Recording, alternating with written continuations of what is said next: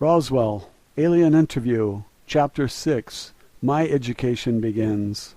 Matilda O'Donnell McElroy personal note. By the 15th day after rescuing Errol from the crash site, I was able to communicate fluidly and effortlessly with her in English. She had absorbed so much more written material by this time that her academic education far exceeded my own. Although I graduated from high school in Los Angeles in 1940 and attended college for 4 years of pre-medical and nursing training, the variety of my own reading had been fairly limited. I had not studied most of the subjects to which Errol had now been exposed, especially considering her acute understanding, very intense study habits, and a nearly photographic memory. She was able to recall long passages from books she read. She was especially fond of sections of her favorite stories from classic literature like The Adventures of Huckleberry Finn, Tales from Gulliver's Travels, and Peter Pan, and The Legend of Sleepy Hollow. By this time Errol had become the teacher and I was the student. I was about to learn what men of Earth don't know and have no way of knowing.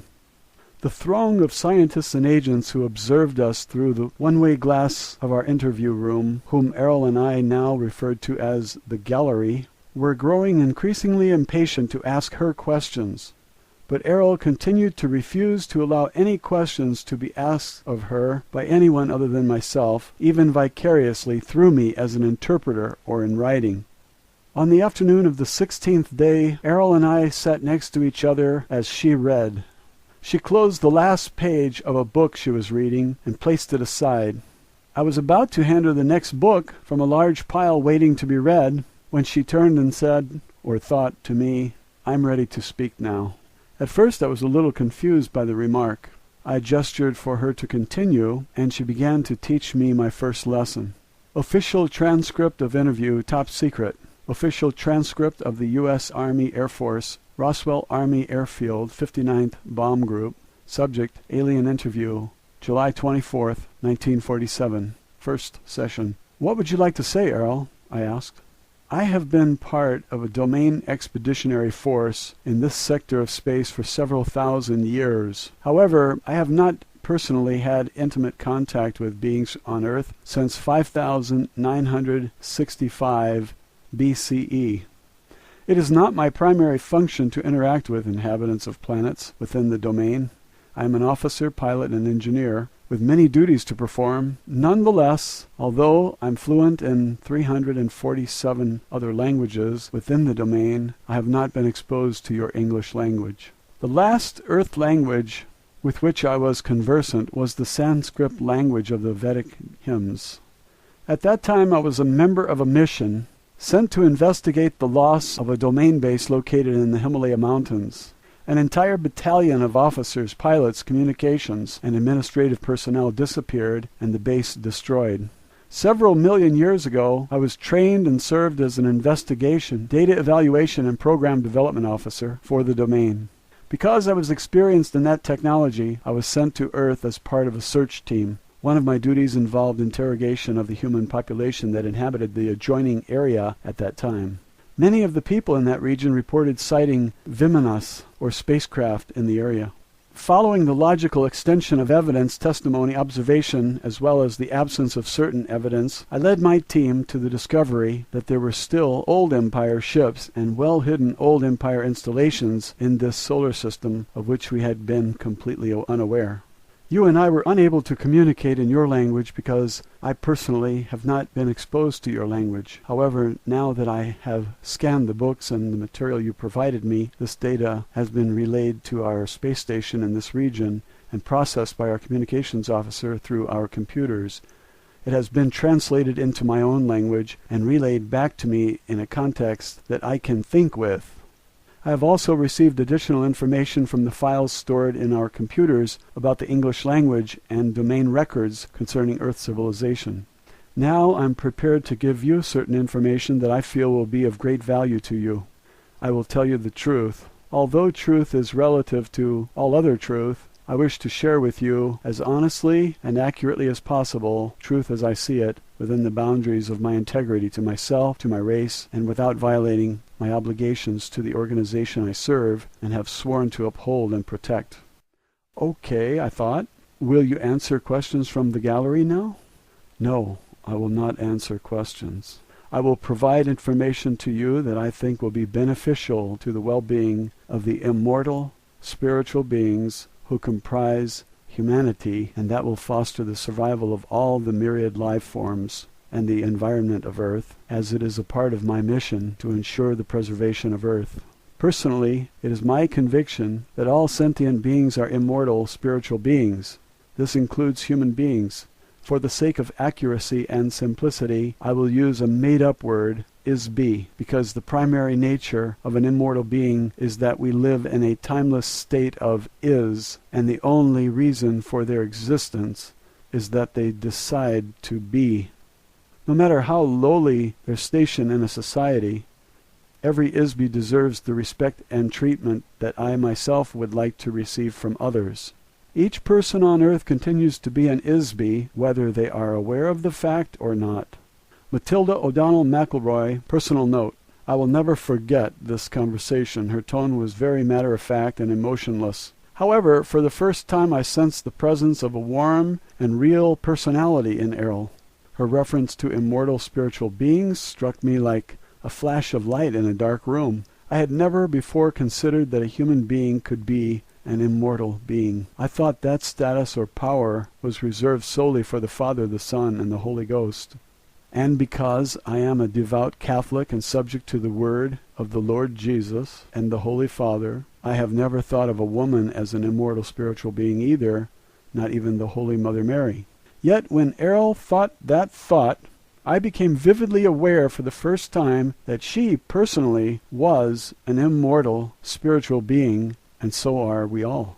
Errol said that she sensed that I was confused about the idea. She said she would demonstrate to me that I am also an immortal spiritual being. She said, "Be above your body." Immediately I realized that I was outside of my body, looking down from the ceiling at the top of my body's head. I was also able to see the room around me, including Errol's body, sitting in the chair next to my own body. After a moment I realized the simple but shocking reality that I am not a body. In that moment a black veil lifted, and for the first time in my life, and for a very long time into the past, I realized that I am not my soul, but that I am me, a spiritual being. This was an unexplainable epiphany, but one that fills me with joy and relief I cannot recall having experienced ever before.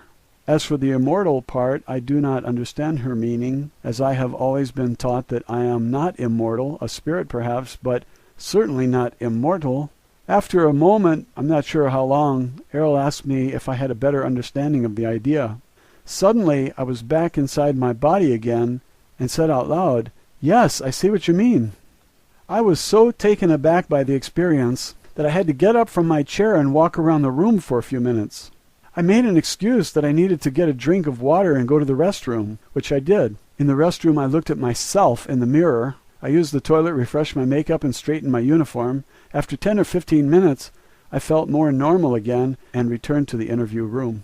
After that, I felt as though I was no longer an interpreter for Errol.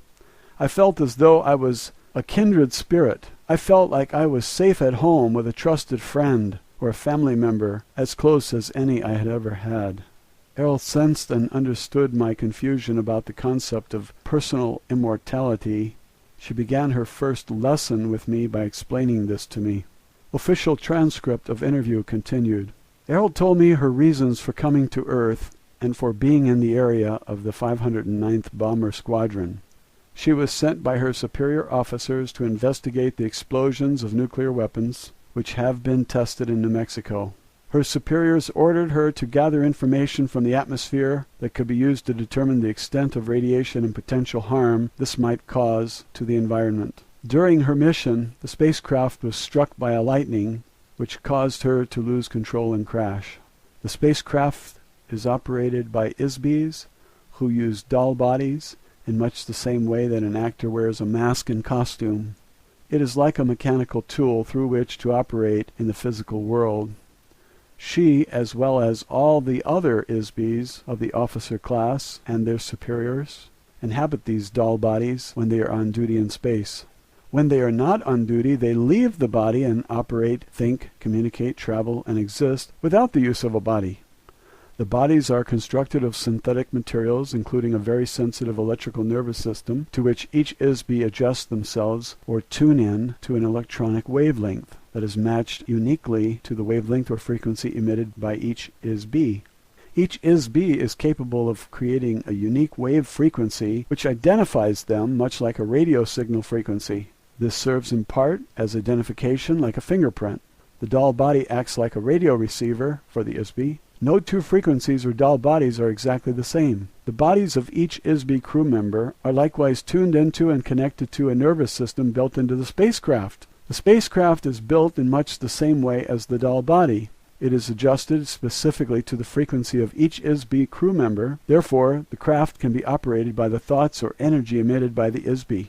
It is really a very simple direct control system, so there are no complicated controls or navigation equipment on board the spacecraft. They operate as an extension of the ISB. When the lightning bolt struck the spacecraft, this caused a short circuit and consequently disconnected them from the control of the ship momentarily, which resulted in the crash. Errol was and still is an officer, pilot, and engineer in an expeditionary force which is part of a space opera civilization which refers to itself as the Domain. This civilization controls the vast number of galaxies, stars, planets, moons, and asteroids throughout an area of space that is approximately 1/4 of the entire physical universe. The continuing mission of her organization is to secure, control, and expand the territory and resources of the Domain. Errol pointed out that their own activities were very similar in many ways to the European explorers who discovered and claimed the New World for the Holy Father, the Pope, and for the kings of Spain, Portugal, and later Holland, England, France, and so forth. Europe benefited from the property acquired from the native inhabitants. However, the native inhabitants were never consulted with or asked for their permission to become a part of the domain of the European nations and the soldiers and priests they sent to acquire territory and wealth in order to advance their interests. Errol said she read in a history book that the Spanish king regretted the brutal treatment of the native inhabitants by his soldiers. He feared retribution from the gods he worshipped, as described in the various testaments of the Bible. He asked the Pope to prepare a statement called the Requirement, which was supposed to be read to each of the newly encountered native inhabitants. The king hoped that the statement, whether it was accepted or rejected by the natives, would absolve the king of all responsibility for the resulting slaughter and enslavement of these people. He used this statement as justification to confiscate their lands and possessions by his soldiers and the Pope's priests. Apparently, the Pope, personally, did not have any feelings of guilt or responsibility in the matter. Errol thought that such actions were those of a coward, and that it is no surprise that the territory of Spain was diminished so quickly. Only a few years later the king was dead, and his empire had been assimilated by other nations. Errol said that this sort of behavior does not occur in the Domain. Their leaders assume full responsibility for the actions of the Domain and would not denigrate themselves in this fashion.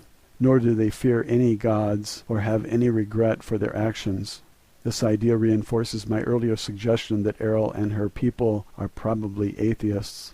In the case of the acquisition of Earth by the Domain, the rulers of the Domain have chosen not to openly reveal this intention to their native inhabitants of Earth until a later time when it may or may not suit their interest to reveal themselves. For the present time, it is not strategically necessary to make the presence of the Domain Expeditionary Force known to mankind.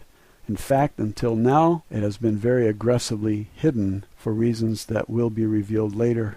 The asteroid belt near Earth is very small, but important location for the Domain in this part of space.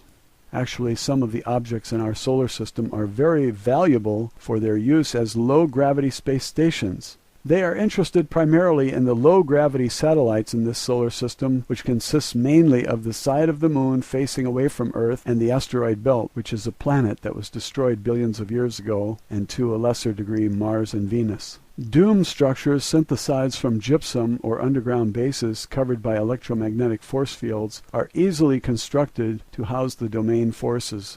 Once an area of space is acquired by the Domain and becomes a part of the territory under its control, it is treated as the property of the Domain.